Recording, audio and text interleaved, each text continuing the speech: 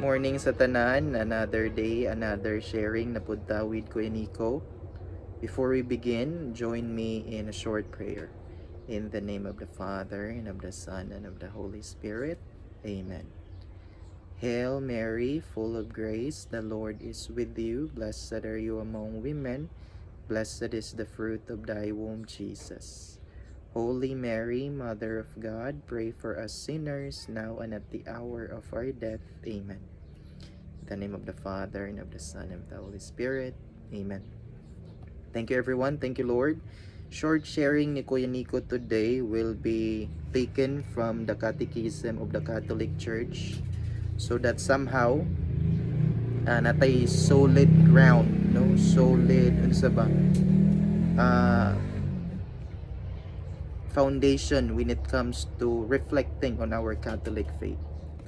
So gwapo kayo din ni mga igsoon ingon kay what is faith in the first place, or unsa ang pagtuo di ay, especially when we are talking about faith to our Lord, to God, no? Ana din that faith is man's response to God, whom reveal himself and give himself to man, at the same time bringing man an abundant light as he searches for the ultimate meaning of his life.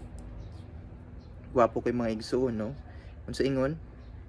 Ang pagtuo din nato sa atong Ginoong Hesukristo is our response, our reply to Him.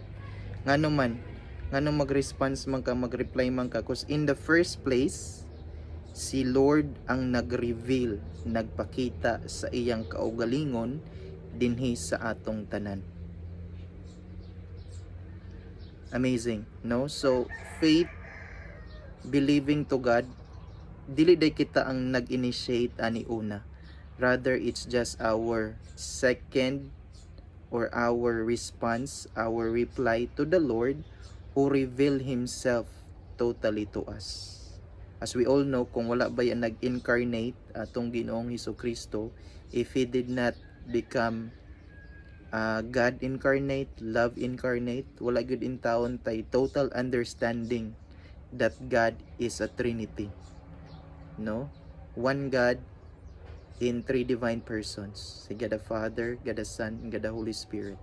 And lastly, Jesus Christ taught us that God is gugma, God is love. He's not a punisher, He's not a hater, He's not indifference with all that we